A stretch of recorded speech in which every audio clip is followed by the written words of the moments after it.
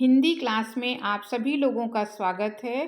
बच्चों, आज हम आपकी जो पुस्तक है प्रज्ञा, उसका चौथा पाठ है पेड़ों के संग बढ़ना सीखो। इस कविता के जो कवि हैं सर्वेश्वर दयाल सक्सेना है और इन्होंने पेड़ों के संग बढ़ना सीखो कविता के माध्यम से हमारा जो पर्यावरण है, पर्यावरण को बचाने का प्रयास किया है। उसके ऊपर उन्होंने ये एक बहुत ही सुंदर कविता लिखी है। तो आज इस वीडियो में हम इस पूरी कविता को पढ़ेंगे, उसके अर्थ को जानेंगे, उसकी व्याख्या देखेंगे। तो बच्चों, आप इस वीडियो को आखिरी तक ज़रूर देखिएगा ताकि आपको ये कविता बहुत अच्छे से समझ में आ जाए। और अगर आप इस तरह के और भी नए-नए वीडियो देखना चाहते हैं तो आप चैनल को सब्सक्राइब ज़रूर कर लीजिए। आपके लिए लगातार ऐसे वीडियो बनते रहेंगे और आप तक पहुंचते रहेंगे। तो अब इस कविता को शुरू करते हैं और एक एक पंक्ति के अर्थ को जानते हैं। पहली पंक्ति है, बहुत दिनों से सोच रहा था थोड़ी सी धरती पाऊं। कवि यहाँ पर अपने मन की बात कहता है, अपने मन में जो उसके विचार उठता है उसकी बात करते हुए कहते हैं कि मैं बहुत दिनों से इस बात को सोच रहा था कि अगर मुझे थोड़ी सी धरती मिल जाए, उस धरती में बाग बगीचा जो हो सके लगाऊं। तो मेरा ये मन था कि मेरे पास अगर थोड़ी धरती मुझे मिल जाए तो उस धरती में मैं बाग और बगीचे लगाऊंगा, बाग बगीचा उपवन, उसमें पेड़ पौधे लगाऊंगा, जो भी मुझसे हो सकेगा मैं उस धरती पर उसे लगाऊंगा। खिले फूल फल चिड़िया बोले प्यारी खुशबू डोले। अब कवि कहता है कि मेरी ये इच्छा है कि मेरे जो बाग और बगीचा है उसमें बहुत सारे फूल खिले हों, बहुत सारे फल लदे हुए हों, चिड़िया बोले, हमारे बगीचे में चिड़िया आएँ और वो अपनी चहचहाहट से बगीचे की सुंदरता को बढ़ाएं, प्यारी खुशबू डोले और मेरे बगीचे में इतने फूल लगे हों कि वहाँ से निकलने वाली जो हवा है उसकी खुशबू चारों ओर बिखर जाए। ताजी हवा जलाशय में अपना हर अंग भिगोले।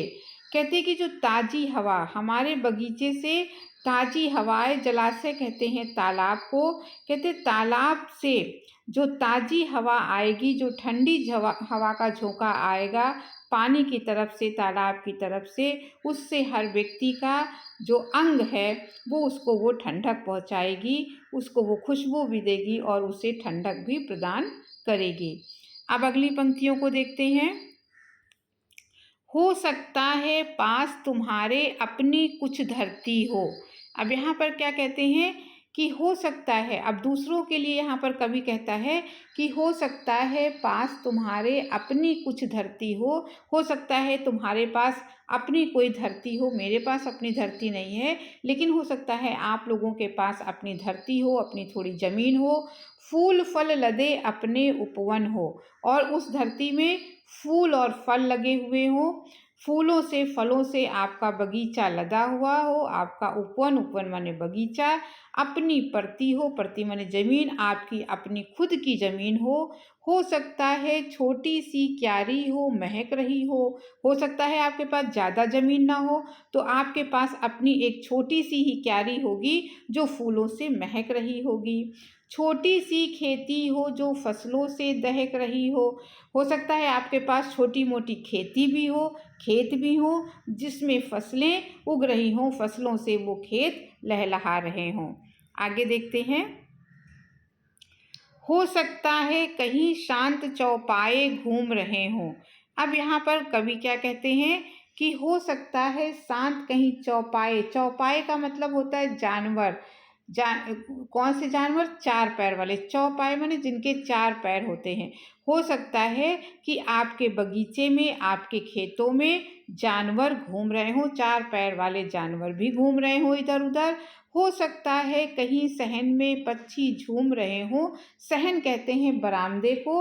हो सकता है आपके बगीचे के पास जो बरामदा हो उसमें भी पक्षी झूम रहे हों, गा रहे हों, चहचहा रहे हों। तो ये तो विनती है यही कभी मत उस दुनिया को खोना। तो मेरी सबसे यही विनती है, यही आग्रह है कि आपके पास अगर इस तरह की बाग बगीचा उपवन पेड़ों वाली आपके पास अगर अपनी दुनिया है तो उसको आप कभी मत खोना। पेड़ों को मत कटने देना, मत चिड़ियों को रोना। आप अपने पेड़ों को कभी कटने मत देना और ना ही चिड़ियों को कभी रोने देना। चिड़ियों से कभी उनका बसेरा नहीं छीनना। अगर पेड़ों को काटोगे तो चिड़ियों का घर कटेगा और फिर वो रोएंगी। आप कभी ऐसा मत करना, अर्थात पेड़ों को कभी मत काटना। एक एक पत्ती पर हम सबके सपने सोते हैं। यहाँ पर कवि कहता है कि पौधों की एक एक पत्ती पर हम सभी के स्वप्न पलते हैं। शाखें कटने पर वे भोले शिशुओं सा रोते हैं। कहते कि अगर पेड़ों की शाखें, शाखें माने डालें, पेड़ों की डालों को अगर काटा जाता है तो वो भी शिशुओं के समान, बच्चों के समान रोते हैं। आप अगर किसी भी पेड़ की टहनी को काटिए तो देखिए वहाँ पर रस निकलता है, दूध जैसी चीज़ निकलती है। तो यही कवि कहते हैं कि डालों को काटने पर भी वो बच्चों के समान डालें भी रोती हैं। पेड़ों के संग बढ़ना सीखो, पेड़ों के संग हिलना। कवि कहता है कि पेड़ पौधों के साथ ही अपने जीवन को का सामंजस्य कर लो, अपना जो जीवन है उन्हीं के संग जीना सीख लो। तो पेड़ों के संग बढ़ना सीखो, जैसे पेड़ बढ़ते हैं उन्हीं पेड़ों के साथ तुम भी बढ़ना सीखो। पेड़ों के संग हिलना और पेड़ों के साथ ही हिल मिल कर रहो। पेड़ों के संग संग इतराना, पेड़ों के संग हिलना। तो उन्होंने कहा कि पेड़ों के संग ही इतराओ, अपने पेड़ों को देखकर तुम भी इतराओ और पेड़ों के संग हिलना। अर्थात कवि का कहना है कि पेड़ पौधों के साथ ही तुम अपने जीवन को बिताओ। बिना पेड़ पौधे बगीचे के अपना जीवन जो है वो नीरस होता है। तो आपके घर में थोड़ी भी ज़मीन हो, ना ज़मीन हो, आप गमलों में पौधे लगाइए, लेकिन आप कुछ पौधे ज़रूर लगाइए और पर्यावरण को संरक्षित कीजिए। फिर आगे क्या कहते हैं, बच्चे और पेड़ दुनिया को हरा भरा रखते हैं। आगे क्या कहा, जो बच्चे होते हैं और जो पेड़ होते हैं यही दुनिया को हरा भरा रखते हैं। दुनिया को हरा भरा माने खुश रखते हैं। बच्चों से दुनिया में खुशियाँ बिखरती हैं और पेड़ पौधों से भी दुनिया में खुशी बिखरती है। नहीं समझते जो वे दुष्कर्मों का फल चखते हैं। जो इस बात को नहीं समझते हैं वे अपने दुष्कर्मों के फल को चखते हैं। उन्हें जो पर्यावरण की रक्षा नहीं करते हैं तो अपने पापों का, अपने करने का फल वो खुद चखते हैं। आज सभ्यता वैसी बन पेड़ों को काट रही है। कवि ने कहा कि आज का जो मनुष्य है वो वैसी बन गया है, हिंसक हो गया है और वो बड़े बड़े पेड़ों को काटता चला जा रहा है और उस पर अपनी बस्ती, अपने घरों को बनाता जा रहा है। लेकिन ये जान लो, अगर पेड़ नहीं होंगे तो इस धरती पर जीवन भी नहीं होगा। जहर फेफड़ों में भर इंसानों को बांट रही है।